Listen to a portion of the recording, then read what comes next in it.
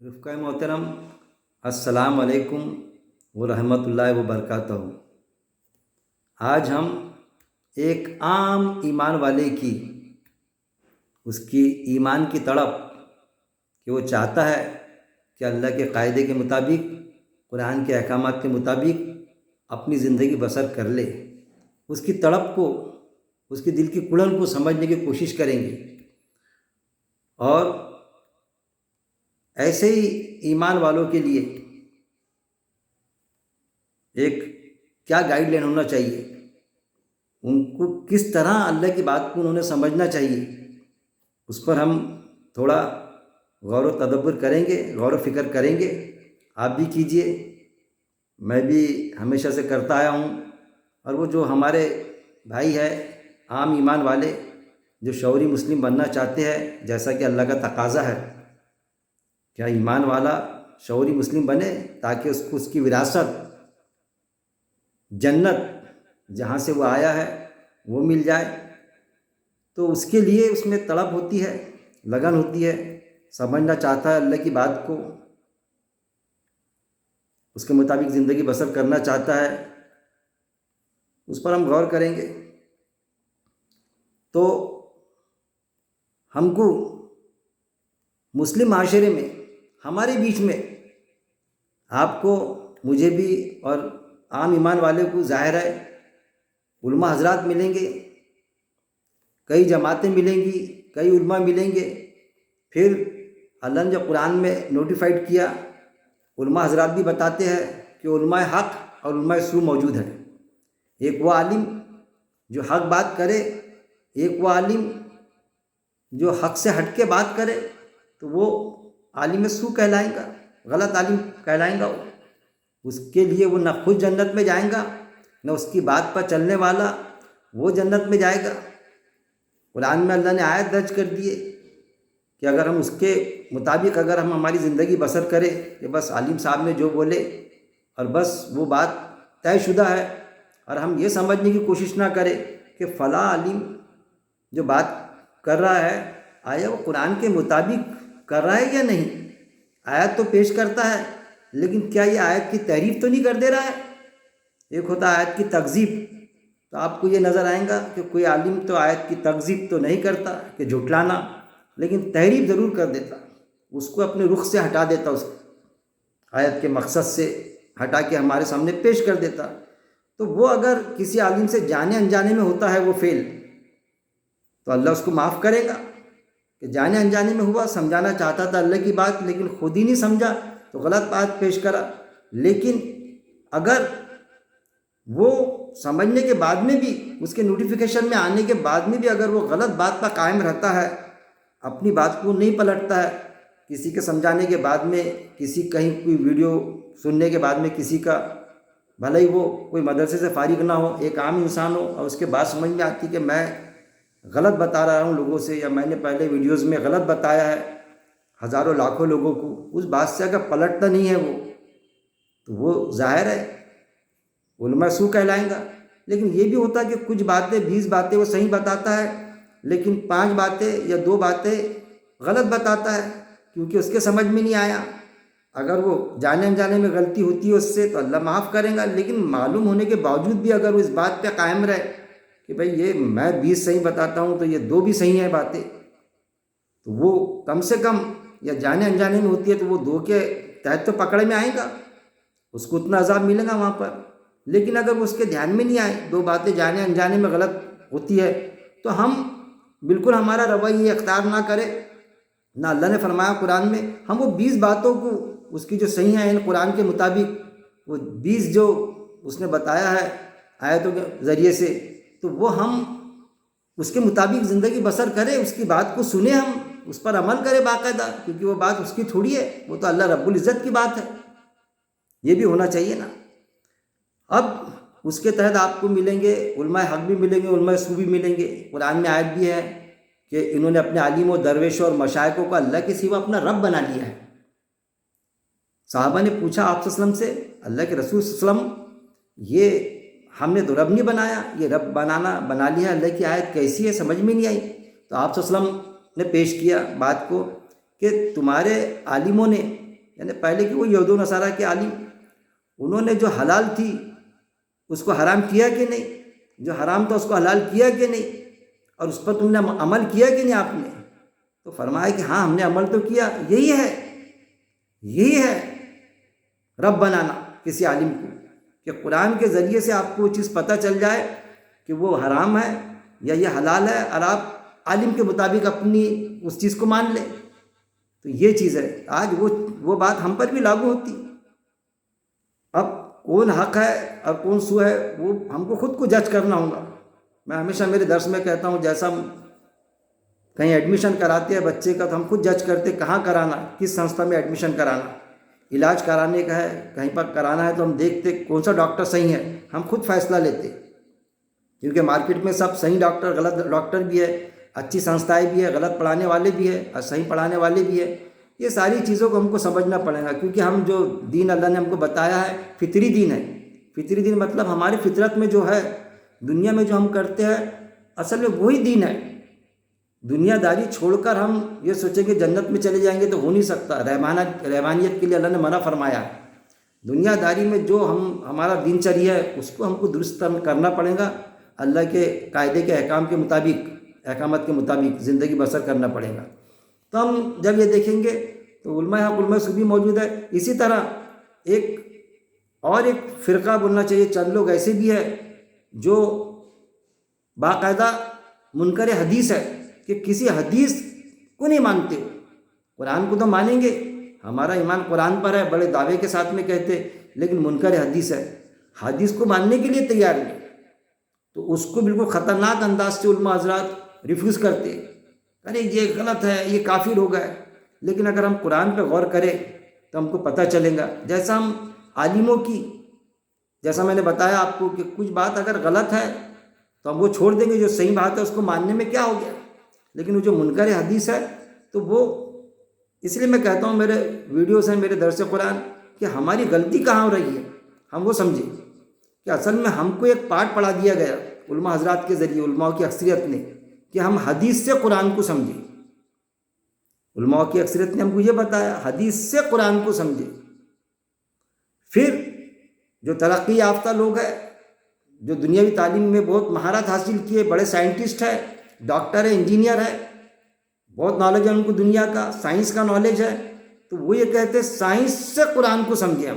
یہ بہت بڑی بگاڑ کی صورت ہے، نہ سائنس سے قرآن سمجھا جائے گا، نہ حدیث سے قرآن سمجھا جائے گا۔ اگر ایسا سمجھا گیا تو جیسا مراٹھی کی کہاوت ہے نا، وہ الٹی کڑوں شروعات ہوگی۔ ہم قرآن سے حدیث کو سمجھیں گے، حدیث پریکٹیکل ہے، قرآن سے حدیث کو سمجھیں گے، قرآن سے سائنس کو سمجھیں گے۔ کیوں کہ حدیث 250-300 سال بعد لکھے گئی، ایسا سائنس کے نظریے بدلتے رہتے، اس پر بھی میرے کئی ویڈیوز میں ہمیشہ بتاتا ہوں۔ آج ہم جس بات پر غور کریں گے تو وہ یہ سمجھے ہم کہ یہ جو میں نے آپ کو تمہید باندھا ہوں، تو میرا مقصد یہ ہے کہ عام ایمان والا شعوری مسلم کیسے بنے، اس کے لیے وہ ہمارا آج کا سبجیکٹ ہے، آج کا مضمون ہے، آج کا وشے ہے۔ تو ایک آیت میں آپ کے سامنے رکھوں گا کہ قرآن میں ایک آیت ہے، وہ تم کیوں کہتے ہو جو کرتے نہیں۔ اللہ کو وہ بات بہت ناگوارا گزرتی ہے کہ تم کہو کچھ اور کرو کچھ۔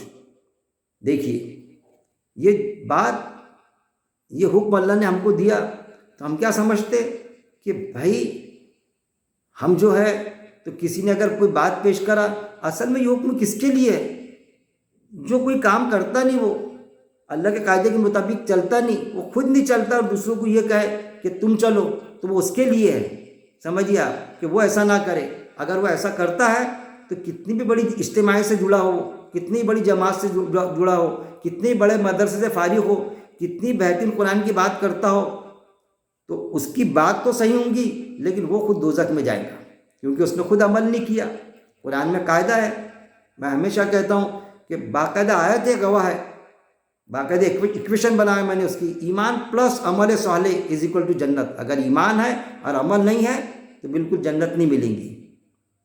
اگر عمل ہے اور ایمان نہیں ہے تو بھی جنت نہیں ملیں گی۔ ایمان پلس عمل صالح از اکول ٹو جنت، یہ ایکویشن ہمیشہ ایک عام ایمان والا، میتھمیٹکس کی جیسی ایکویشن ہوتی نا، ایسا سمجھیے اللہ کی ایکویشن ہے یہ ضابطہ ہے اللہ کا جنت میں جانے کا، اس پر قائم رہے۔ اب کوئی اگر خود عمل نہیں کرتا اور وہ بات پیش کرتا تو گویا ہم کو بتایا جاتا اس کے اندر کی خامیاں کہ دیکھیے یہ عمل نہیں کر رہا ہے۔ کون بتاتا؟ علماء حضرات۔ کتنے اس میں بگاڑ کی صورت ہے، خود عمل نہیں کرتا، لوگوں کو بتا رہا ہے، حالانکہ اس کی بات صحیح ہوتی تو ہم کو بتایا جاتا اس کی بات مت سننا کیونکہ یہ خود عمل نہیں کرتا۔ ارے وہ آیت اس کے لیے ہے، لیکن جو بات پیش کر رہا ہے وہ اگر وہ بات عین قرآن کے مطابق ہے، وہ حکم جو اللہ کا ہے، تو اس کے مطابق ہم کو چلنے میں کیا ہو گیا؟ کیا حرج ہے؟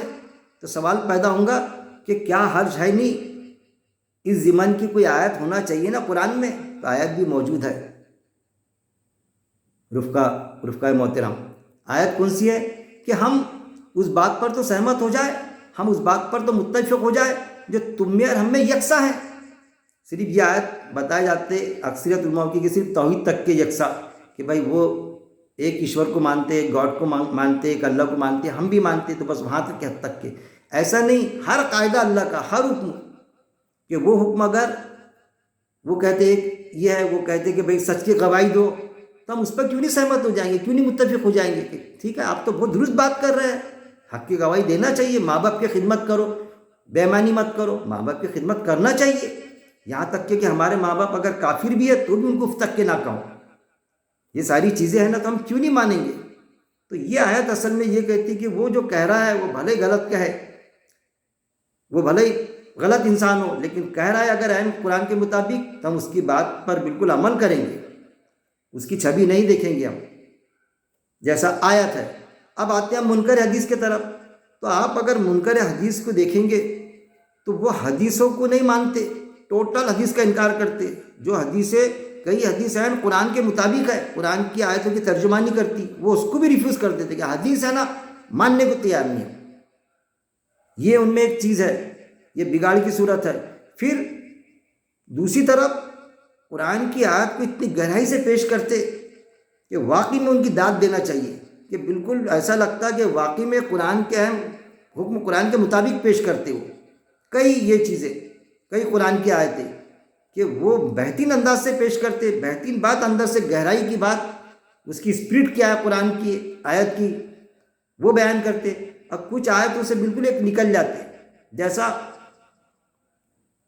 نماز سے غائب ہو گئے، حج سے غائب ہو گئے، بالکل ایبسنٹ ہو گئے، وہ نماز ہے ہی نہیں، حج ہے ہی نہیں، یہ جو روزہ ہے روزہ بھی نہیں ہے۔ ہم جو روزہ جس اسٹائل کا رکھتے اس اسٹائل کا نہیں، وہ الگ ہی ان کا وہ بتاتے۔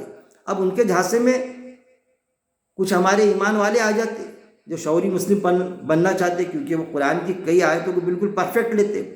تو میں یہ چاہتا کہ ان کی ایک دم مخالفت نہیں کرنا، ان کا سننا، ان کی بات سننا، جو ہے قرآن کے مطابق ہے وہ لے لینا۔ ظاہر ہے منکر حدیث ہے تو وہ دوزخ میں جائیں گا، لیکن جو غلط بات کہ وہ اس کے ذریعے سے قرآن کی آیت کی تحریف کر کے ہم کو قرآن کی آیتوں سے، اللہ کے حکم سے ہٹانا چاہتا، تو وہاں ہم وہ نہیں سنیں گے، اس کی وہ بات سنیں گے لیکن عمل نہیں کریں گے۔ یہ بھی چیز ہونا، کیوں کہ جیسا وہ ہم میں گھس کے لوگوں کو قرآن سے ہٹا رہے ہیں، حدیث کا حوالہ دے دے کے کہ بھئی حدیث سے مت مانو، اور پھر قرآن کی آیت کی تحریف کر دیتے، کئی آیتوں کی ہٹا رہے ہیں، ایسا ہم کو ان کے ساتھ میں ان کے ایک دم ریفیوز مت کرو۔ ان کی مجلس میں جاؤ، میں گیا باقاعدہ ایسا چٹکا بیٹھتا ان کو کہ ان کا جو ذمہ دار تھا اپنے مجلس سے مجھے یہ کیا کہ آپ چلے جاؤ یہاں سے، مت رہو میرے سوال کرنے پر۔ ان کے مجلس میں جاؤ اور ان سے بھی سوال کرو، آیات کو سمجھنے کی کوشش کرو۔ وہ جو ہمارے بھائی ان کے جھانسے میں آ رہے ہیں، ان کی میٹھی میٹھی باتوں میں اور قرآن کی کچھ آیتوں کی اسپرٹ صحیح انداز سے بتا دیتے، تو ہمارے بھائیوں کو وہاں سے نکالنا ہے، ان کے چنگل سے نکالنا ہے، یہ سمجھیے۔ لیکن اس کے لیے ہم کو قرآن پڑھنا پڑے گا، ہماری خود کی بھی اپنی تربیت ہونا چاہیے کہ ہم جو سوال کر رہے ہیں ان سے تو عین قرآن کے مطابق کریں، ہم اٹیک مارے ان پر جیسا وہ اٹیک مارتے کہ کچا کھلاڑی رہا تو بالکل ان کے غوطے میں آ جاتا۔ جس کو قرآن کا تھوڑا بہت ایسا چٹ پٹ گیان ہے، زیادہ نالج نہیں ہے، تو بالکل کے جھانسے میں، بلکہ کیا اس کا مقابلہ کیا کرتا، ان کے جھانسے میں آ جاتا، ان کی بات درست لگتی، پھر وہ لوگوں کو بتاتا نہیں، اندر ہی اندر ان کے ساتھ میں رہتا، نماز بھی غائب کر دیتا، روزے کو بھی غائب کر دیتا۔ ایسا ہوا، میں نے کئی جو ہے زیادہ تو نہیں، کچھ کو میں نے اس میں سے نکالا، اب کچھ تو ابھی تک کے نکلے بھی نہیں، ان کے سمپرک میں رہا تو کچھ لوگ سمپرک میں بھی نہیں رہتے، بالکل ان کے ایسے چکر میں پڑے، اب کچھ لوگ نکل رہے ہیں ان کے چکر میں.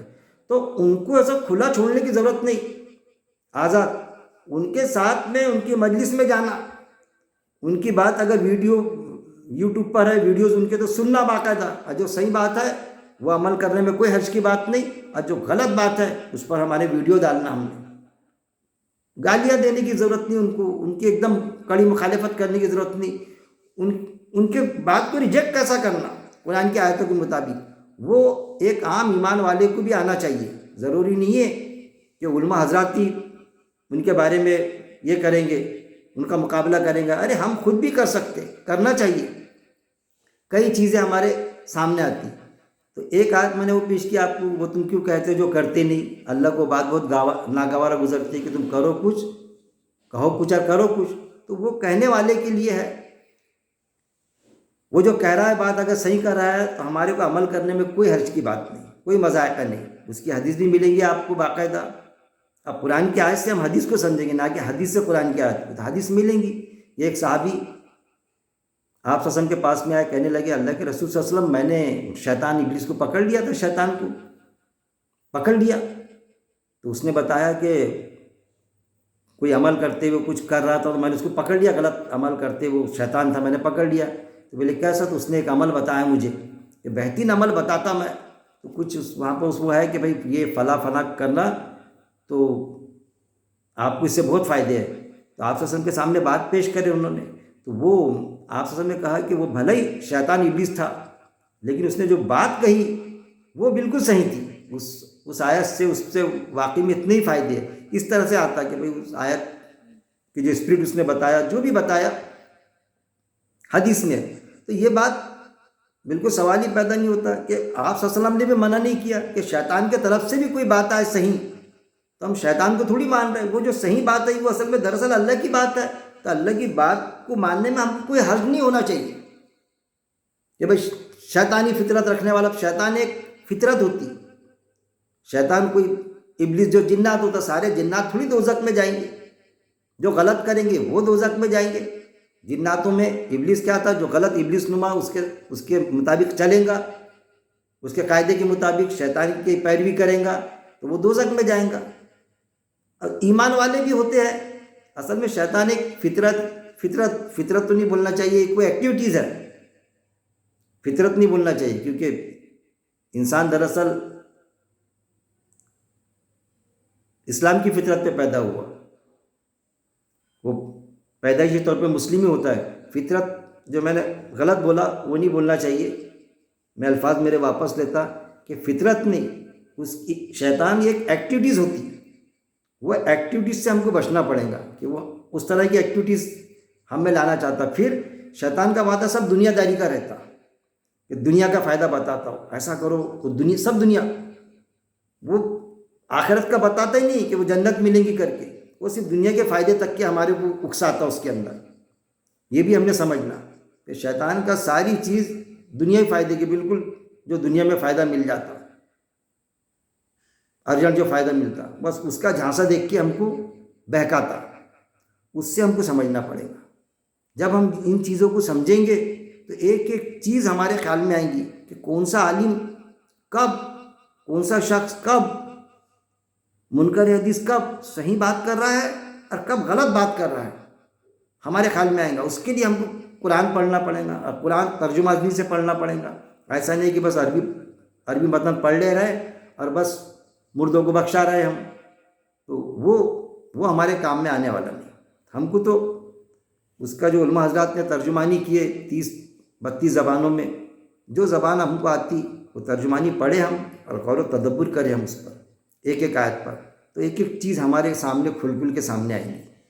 ان چیزوں کو ہم کو خاص طور پہ ایک عام ایمان والے کو سمجھنا پڑے گا.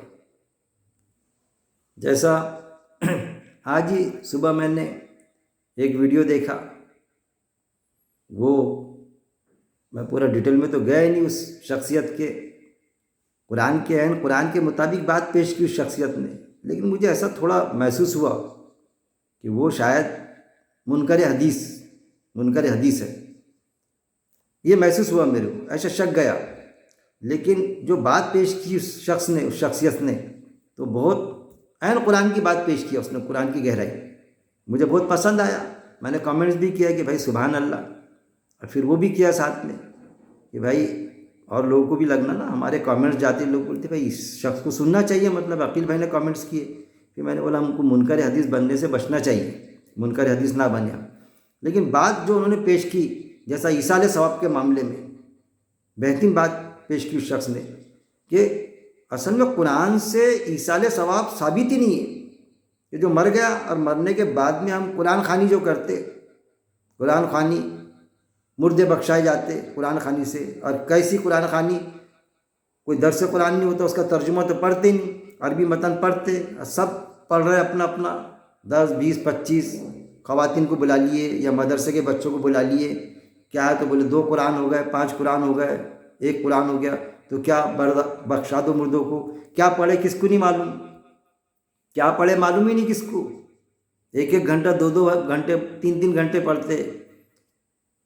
کھانے بھی بنائے جاتے، چلو کھاؤ پیو، مٹھائی بانٹو اور ہو گیا ایصال ثواب. اب مردوں کو تو اصل میں ایصال ثواب کا یعنی کانسیپٹ ہی نہیں ہے اسلام میں، قرآن کے مطابق ثابت ہی نہیں ہے ایصال ثواب. عربی متن پڑھنے سے کوئی وہ نہیں. وہ تو قرآن کی آیتیں کس لیے آئی کہ وہ آیت ہم کو کیا میسج دے رہی، وہ ہم کو معلوم ہونا چاہیے کہ فلاں آیت کا میسج کیا ہے ہمارے لیے. دین یعنی زندگی گزارنے کا طریقہ، اور وہ آیت ہم کو کیسا زندگی گزارنے کا طریقہ بتا رہی ہے کہ ہم دلچریا میں کیسا رہے، وہ ہم کو سمجھنا چاہیے. عربی متن سے تھوڑی حق ادا ہوتا. تلاوت کے معنی ہوتے پیچھے پیچھے چلنا، فالو اپ لینا. جس کو عربی معلوم رہی وہ سمجھے گا، جس کو عربی نہیں معلوم تو علماء حضرات نے 30 32 زبان میں ترجمانی کر دیے، تو ہم کو اس کو ترجمانی کو سمجھنا چاہیے.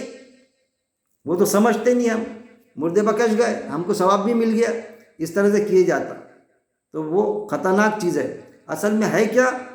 اصل میں ثواب جاریہ ہے جو قرآن پڑھنے سے نہیں ہوتا کہ بس عربی متن پڑھ دیے اور بخشا دیے، تو وہ نہیں. ثواب جاریہ ہے کہ ہم جو عمل کرتے، ہمارے والد محترم یا ہمارے کوئی بزرگ جو عمل کرتے تھے کہ بھائی وہ سچ بولتے تھے، یا وہ مسجد میں کولر دیتے تھے، مسجد کے ٹاکے بنا دیتے تھے، ہوتا کسی کا عمل، فلاں موقع پر غریبوں کو کھانا کھلا دیتے تھے. وہ اگر عمل ہم کریں تو اصل میں کیا ہوگا کہ ان کو تو ثواب ملے گا ہی اس کا، لیکن ثواب جاریہ ان کے جو، اگر وہ جنت میں گیا وہ شخص، ہمارا باپ رہے یا اور کوئی رہا، تو وہ اگر جنت میں گیا تو اس کے جنت کے درجات بلند ہوں گے. اگر دوزخ میں گیا تو درجے کا سوال ہی پیدا نہیں ہوتا. لیکن ایصال ثواب ہم دیتے تو کیا ایصال عذاب بھی کوئی دے سکتا کیا؟ کہ اگر ہم ایسا کرے نہ پڑھے تو کیا ایصال عذاب ہو جائیں گا کسی مردے پر؟ وہ تو کانسیپٹ ہے ہی نہیں ہمارا کہ بھائی نہیں پڑھے تو مرنے والے پر عذاب ہو جائیں گا. تو مرنے کے بعد میں کوئی ہمارا ایک عمل کا بھی ان کو کوئی فائدہ ملنے نہیں والا.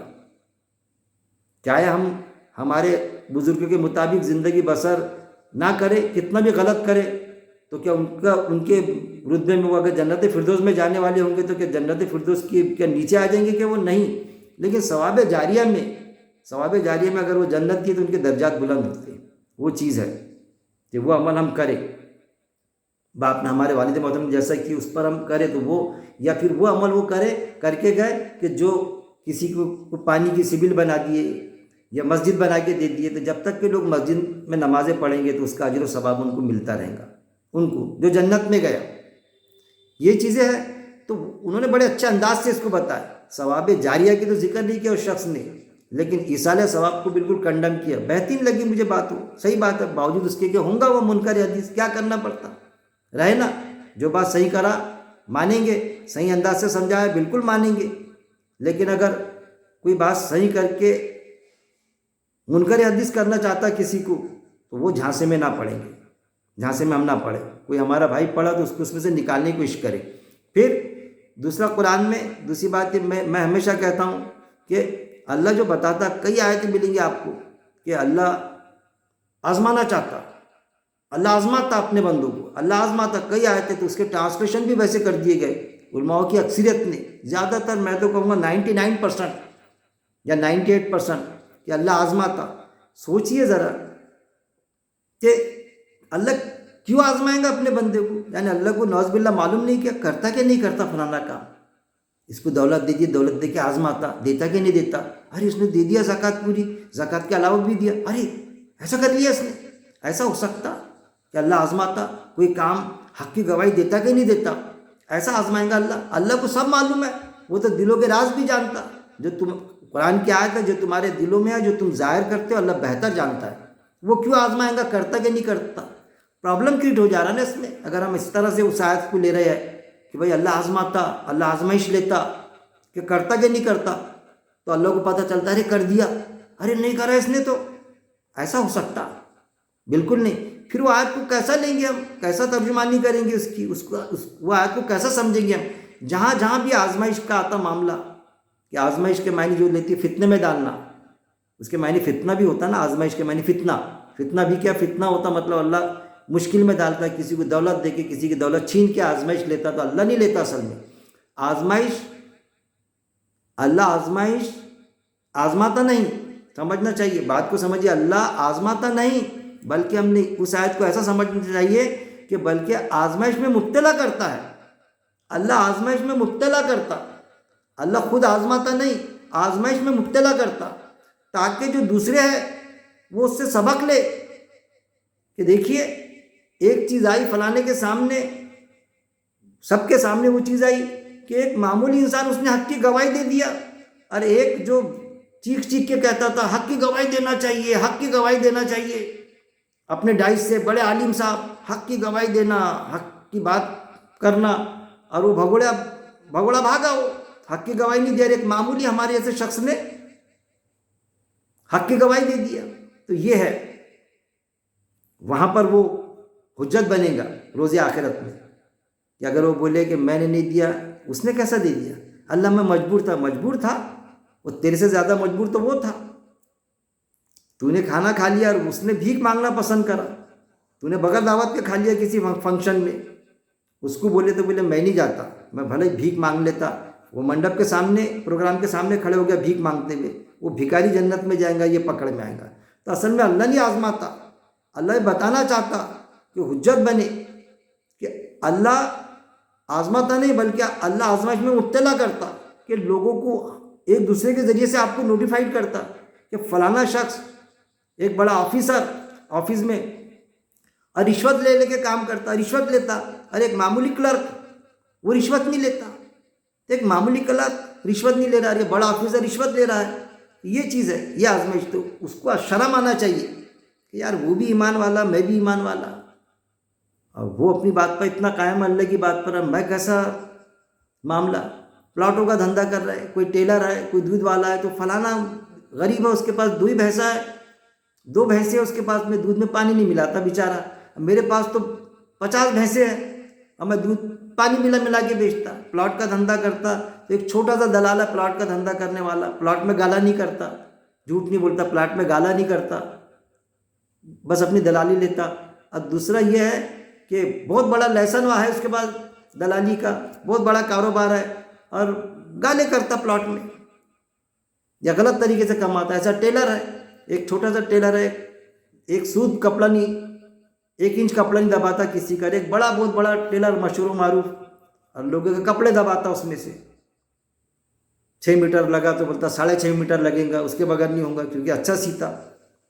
تو یہ چیزیں یہ آپ کو منظر عام میں ایمان والوں میں چیزیں دکھیں گی، ایک چھوٹا سا بیوپاری فروٹ بیچنے والا ہے، بہت کم ہے ایسے لوگ جو برابر گنتا، کم نہیں تولتا، ایک بڑی دکان والا کم تولتا، مکس کرتا اپنے مال میں، تو یہ ہے اصل میں، تو اللہ خود نہیں آزما رہا، اللہ آزمائش میں مبتلا کر رہا ہے تاکہ دوسروں کو شرم اور غیرت آئے کہ دیکھو ایک معمولی انسان اللہ کے قاعدے کے مطابق چلتا اور تو نہیں چل پا رہا ہے، تو وہ اصل میں حجت بنے گا روز آخرت میں کہ یہ کیسا چلا، اب تو تو آسانی سے چل سکتا تھا، تو اس اللہ کے قاعدے کے مطابق چلا نہیں۔ تو ہم نے جہاں جب بھی آزمائش کی آیت آئی تو ہم نے اس کو اس طرح سے ترجمانی لینا کہ اللہ آزماتا نہیں، اللہ نہیں آزماتا، بلکہ اللہ آزمائش میں مبتلا کرتا، آزمائش میں مبتلا بولنا چاہیے، نہ کہ اللہ آزماتا، کہ اللہ جب آزمائیں گا تو بات یہ ہو جائیں گی کہ اللہ کو معلوم ہی نہیں کرتا کہ نہیں کرتا، تو اس نے کر دیا، ارے کر دیا، اس نے نہیں کرا، ارے नहीं करा इसने, ऐसा नहीं होगा, समझना पड़ेगा हमको। तो ये आयतों की बारीकियों को, आयतों की गहराइयों को हम जब कुरान पढ़ेंगे तो जो उलमाओं की अक्सरियत समझ नहीं सकी, एक आम ईमान वाला हमारे जैसा उस चीज़ को समझेगा कि कहाँ पर कौन सी आयत क्या। जैसा वो आयत आती मैं हमेशा पेश करता कि इन्होंने अपने सबक का कानून तोड़ा तो बंदर बना दिया। कुरान में और है कि भाई एक जगह आता सुअर बना दिया, तो वो क्या लेते मालूम आयत को कि भाई वो कौम बंदर बन गई थी, वो सुअर बन गई थी। अरे भाई सुअर और बंदर बन गई तो फिर तो वो बच गए दोजख में जाने से, क्योंकि जानवर थोड़ी जाएंगे। जब जानवर ही बन गया तो जानवर को थोड़ी हिसाब है, वो तो मर के मिट्टी हो जाएंगे, वो दोबारा जानवर थोड़ी जिंदा होगा। बंदर बन गई पूरी कौम, तो पूरी कौम कहाँ से जिंदा होंगी डबल से। सुअर बन गई तो क्यों जिंदा होंगी, तो उसको अजाब में मुब्तला करा, सुअर बन गए, बंदर बन गए, हम भी बन जाएंगे। अरे भाई दोजख में जाने वाला तो ये सोचेगा कि मैं बंदर बन जाता तो पुरता था, सुअर बन जाता तो पुरता था, कम से कम मर के मिट्टी तो हो जाता था। ये तो जिंदा इंसान बना तो जिंदा हो गया, तो वो नहीं। असल में उसमें फितरत बताई गई कि उसमें बंदर की फितरत आ जाएगी। बंदर की फितरत क्या होती, सिफत क्या होती, सिफत आ जाना कि नकल करता हो। जैसा करीम सोल्डर कैप हमको था, मैं हमेशा उदाहरण देता उसका, वो जो टोपिया बंदर झाड़ पे दरख्त पे चढ़ जाते और उसकी नकल उतारते, दे दो मेरी टोपिया, दे दो मेरी टोपिया, टोपी फेंकता सारे बंदर टोपी। ऐसा सुअर की सिफत ये होती कि सुअर के सामने काजू किशमिश डाल दो तो खाएंगा नहीं, और मैला डालो तो खा लेगा। बस वो सिफत बंदर की सिफत हमें बस नकल करना। वो आ गए। आप कैसा चलते थे, आप को क्या पसंद था? अरे आप झूठ नहीं बोलते थे, आप हक की गवाही देते थे, वो कब करोगे? एक चीज है ऐसी सुअर की सिफत आ जाना। घर की खूबसूरत बीवी को छोड़ता, अब बाहर बदसूरत पसंद करता, पैसे खर्चा करता उसके पीछे। माँ बाप अच्छी से अच्छी खानदानी लड़की से, खूबसूरत अच्छी लड़की से शादी करना चाहते, मगर पटाई हुई लड़की से शादी करता, खुद अटकाता उसको, उसके साथ हरामखोरी करता, करूँगा तो वही करूँगा, माँ बापों की सुनता भी नहीं। ये है कि काजू किशमिश गोड़म्बी को छोड़ा, और वो सोचो तो इंसान सोचता कि कैसा इसका दिमाग चल रहा है, माँ बाप की मुखालिफत, पूरी खानदान की मुखालिफत, वही करूँगा बोलता बस। अब वो बदमाश कमीनी किस्म की लड़की उसको झांसे में ला लेती, आ जाता चक्कर में। तो ये है सुअर की सिफत आ जाना, नकल बंदर की सिफत आ जाना, वो अहकाम पर तवज्जो नहीं देना।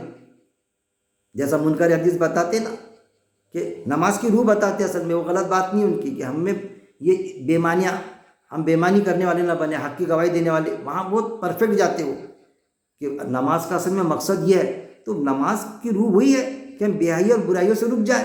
तो उसमें समझाने में क्या हो जाते वो कि वो जो नमाज यानी सलात है, कुरान में जो आया सलात, उसका तर्जुमा नमाज की होता है। सलात के मायने बताते वो कि उसकी रूह आने को ना, हक की गवाही देना, ऐसे से अहकामत के मुताबिक चलना। ये जो फिटनेस फिजिकल जो है हमारी जिस्मानी उठक बैठक, ये तो है ही नहीं बोलते वो। उसका मैं हमेशा उनको वो करता मुनकर हदीस को कि नहीं, कुरान की आयत को साबित करने की कोशिश करते। अरे जैसा मैं उसको ऐसा समझाता कि जैसा एक ऑफिसर एक मीटिंग करता कि भाई सबको बुलाता और इंस्ट्रक्शन देता कि भाई आपको ऐसा ऐसा, सब बोलते यस सर हम ऐसे ही करेंगे साहब, उसके मुताबिक हम अब जाएंगे अपने अपने ज्यूरिडिक्शन में और वैसा अमल करेंगे। कोई पौधे लगाना है तो पौधे लगाएंगे, फलाना कोई जो काम करना है ऑफिसर के मुताबिक। अगर वो मीटिंग अटेंड ना करे और बस डायरेक्ट बोले कि भाई मैं मीटिंग अटेंड नहीं किया, मैंने काम तो दूसरों से भी ज़्यादा किया, तो ऑफिसर उसको पसंद करेगा, बोलेगा टीए डीए सब दिया ना मैंने तेरे को, तो मीटिंग में क्यों नहीं आया, उसको एक्सेप्ट नहीं करेगा। ऐसी साहब के सामने हमारी मीटिंग है, वो अप्रोच हो रहा है ऑफिसर के, जो साहिबों का साहिब, हाकिमों का हाकिम अल्लाह, जिसकी सारी सिफात लामहदूद। ये तो ऑफिसर हमारा जो एक मीटिंग में नहीं आए तो लेटर दे देता, काम भले ही हम कर लो कि मैं साहब मैंने काम तो किया, उससे कोई मतलब नहीं, मीटिंग में क्यों नहीं आया। तो साहिबों का साहिब, लामहदूद सिफात रखने वाला, वो जब बुलाता हमको तो हम उसको उठक बैठक बोलते। वो फिजिकल जो है हमारा अल्लाह से अप्रोच है हमारा। अल्लाह का तो 24 घंटे अप्रोच रहता है, लेकिन एक वो बताएगी शक्ल। ऑफिसर का भी हमारे ज़िंदगी में 24 घंटे, गवर्नमेंट सर्वेंट को मालूम है, सीधा ऑफिसर बोलता तुम 24 घंटे तुम गवर्नमेंट सर्वेंट है, बोलता 24 घंटे कभी बुला सकता, उससे इनकार नहीं, लेकिन फिर भी वो मीटिंग बुलाता, इंस्ट्रक्शन देता सबको। तो वो असल में नमाज वो है میں ایسا سمجھاتا ہوں ان کو، نہیں وہ نماز کرے، صلاۃ تو ہے ہی نہیں، یہ تو صلاۃ کے معنی نیکی ہوتے. تو پھر میں ان کو بھی بتاتا، آیت بھی دیتا کہ پھر وہ کیا ہے. اگر صلاۃ کے معنی صرف نیکی سے آپ بول رہے ہیں تو پھر نیکی کرنے کے پہلے منہ ہاتھ دھو لو، کیسا بولتا اللہ تعالیٰ پانی سے؟ ہے کہ نہیں سورہ المائدہ میں وضو بتایا کہ نہیں؟ جب نیکی ہے تو پھر کوئی بھی نیکی کریں گے، ماں باپ کی خدمت کریں گے تو پہلے منہ ہاتھ دھوئیں گے.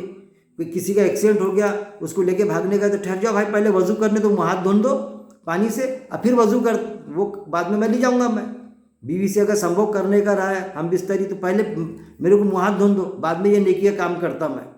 ایسا ہو جائے گا. وہ اصل میں ہماری فزیکل اللہ سے اپروچ ہے وہ. پھر وہ جو بتایا جاتا کہ آفیسر کے سامنے کیسا کھڑے رہو، قرآن کی آیت ہے، مولانا مودودی علیہ الرحمٰن نے بڑا اچھی ترجمانی کی ہے کہ اللہ کے سامنے ایسا کھڑے رہو جیسا ایک مالک کے سامنے غلام کھڑا ہوتا ہے، بلکہ اس سے بھی زیادہ عاجزی کے ساتھ میں کھڑے رہو. اللہ کے ساتھ میں ایسی عاجزی کے ساتھ میں کھڑے رہو. تو ہم اللہ کے سامنے کھڑے رہتے، کوئی ایسا ہاتھ باندھ کے کھڑے رہتا، کوئی ایسا ہاتھ باندھ کے کھڑے رہتا، کوئی رفع دین کرتا، تو اس سے کیا انکار ہے؟ ہم بھی تو کھڑے رہتے نا آفیسر کے سامنے. آفیسر جب بلاتا چیمبر میں تو کبھی پیچھے ہاتھ کر کے کھڑے رہتے، کبھی ایسا ہاتھ باندھ کے کھڑے رہتے، کبھی ایسے نیچے ہاتھ باندھ کے کھڑے رہتے.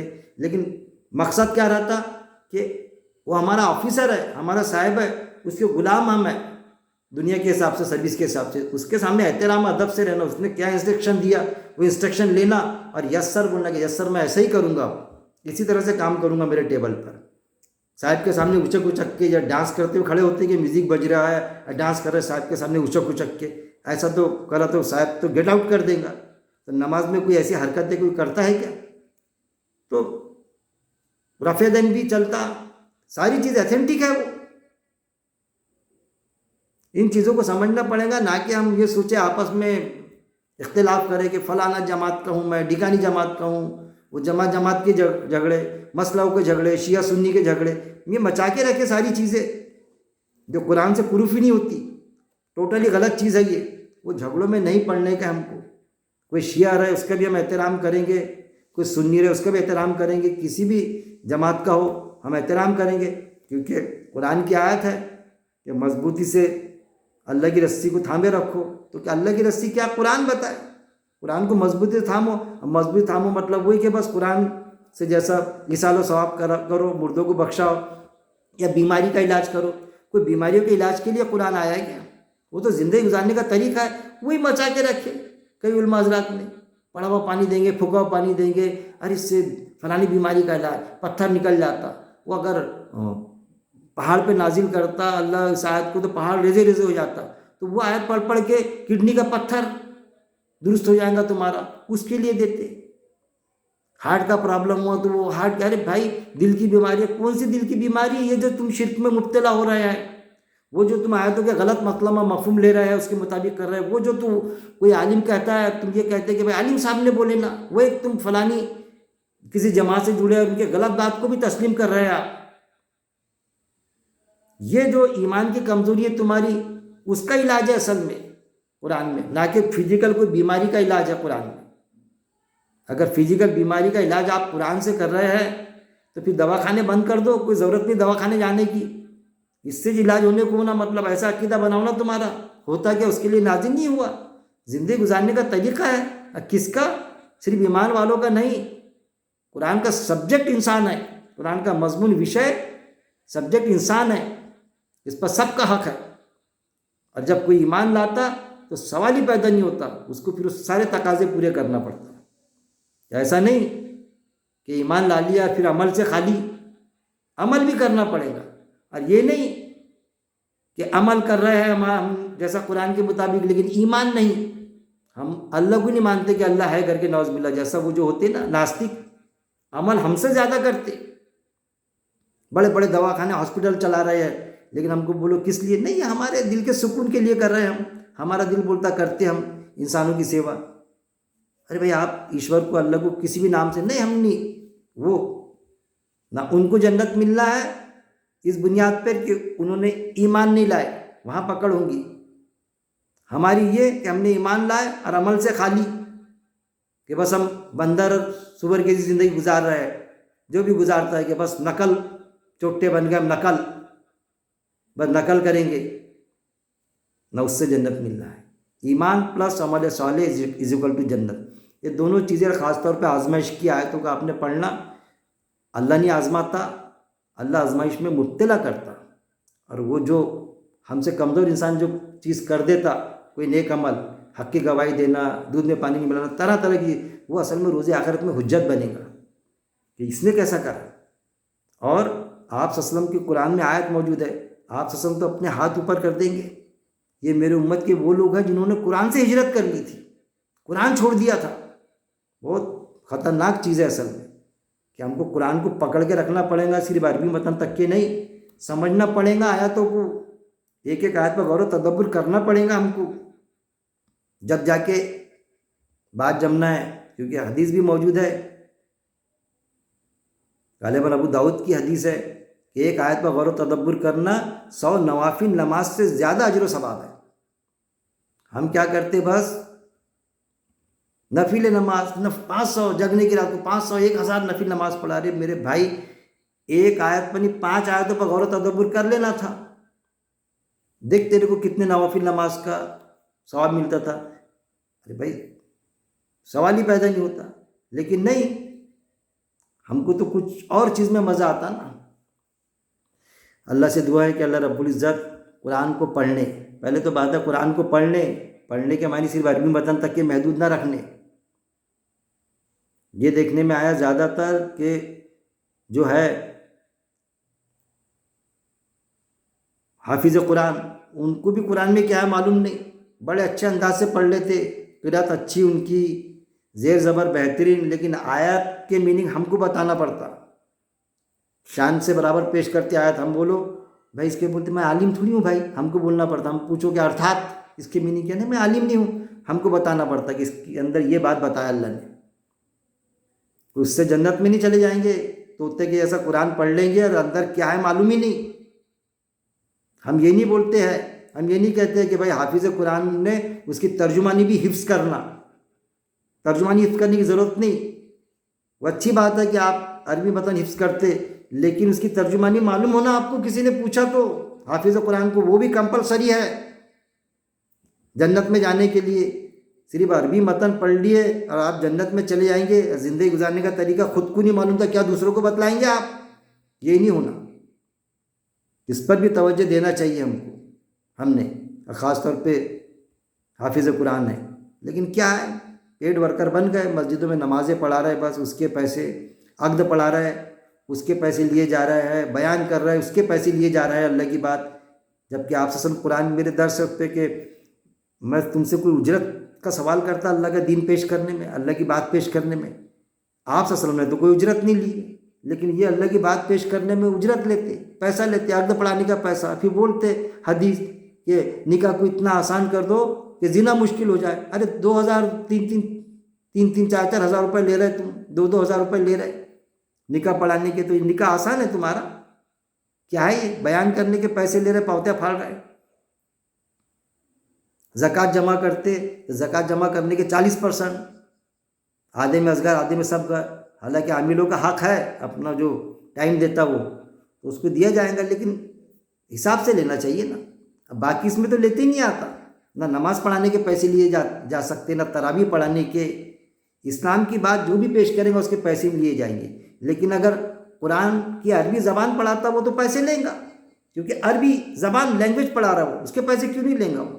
ایسا موزن کام کرتا، الٹیاں صاف کرتا، پیشاب گھر تک کے صاف کر دیتا، وہ کسی نے پیشاب کر دیا جا نماز پڑھ تو وہ بھی صاف کرتا، موزن جو تو اذان دینے کے پیسے نہیں لیتا وہ اصل میں یہ جو ورک کر رہا ہے اس کے پیسے لیتا۔ لیکن امام صاحب تو بس آتے، نماز پڑھائے چلے، جیسا ہم پڑھتے ویسا وہ پڑھائے چلے، اس کے پیسے لیتے۔ ایسا تراویح پڑھانے کے، تراویح پڑھایا چلا اپنے ہیڈ کوارٹر پر جو اس کا تھا وہاں پر، 1 مہینہ رہا رمضان بھر میں، اس کے پیسے لیتا۔